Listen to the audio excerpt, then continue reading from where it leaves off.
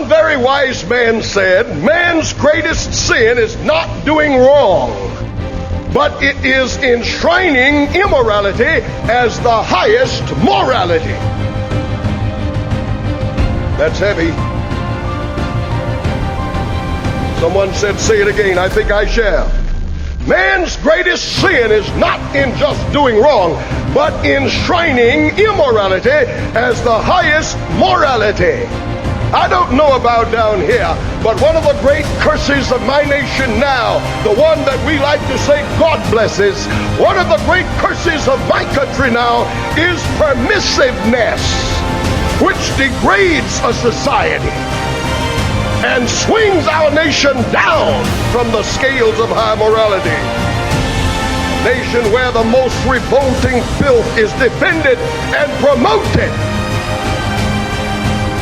And they do it under the guise of the Bill of Rights. We have a tendency to define and identify degrees of sanity and insanity by social norms. We have a tendency to determine what is right or wrong by what the people are doing, and we don't seem to understand the truth that the norms, the standards by which we do our testing are themselves abnormal and aberrant.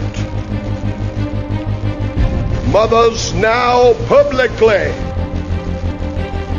tell the world that they advise their young teenage daughters on the uses of contraceptive devices and pills. And that's normal. I'm afraid I have to tell you that when God says he wants a peculiar people, he was not kidding.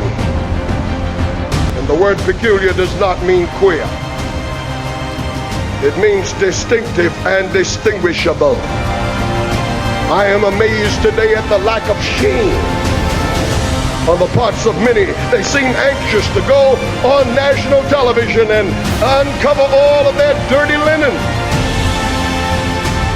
They don't seem to be ashamed. Let me read again from the prophet Isaiah, chapter 3 and verse 9. The Bible says the show of their countenances, listen, the show of their countenances doth witness against them, and declare their sin as Sodom. They hide it not. Woe to their souls! They have rewarded evil unto themselves. What language? The prophet said you can look at their faces, and their faces will tell you about their sins. They can't hide it anymore.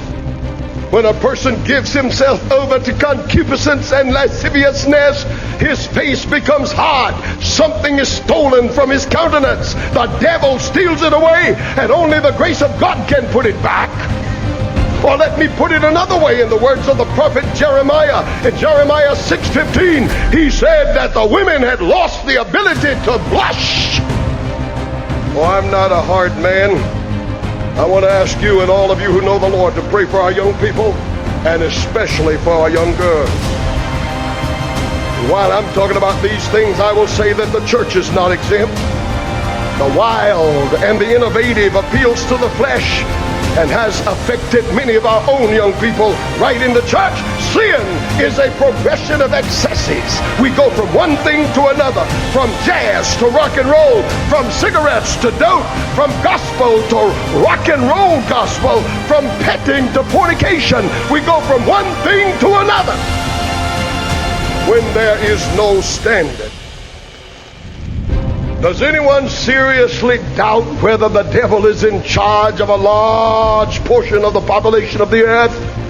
Does anyone really think that the devil is not a master psychologist, and that his scheme is to steal away your thoughts and your affections? The great controversy between Christ and Satan is a battle for the control of your mind. All of these things that are happening today, so that everywhere you turn you see it. No accident at all. It's a part of the devil's strategy to debase and debauch and drag our minds down to the dirt.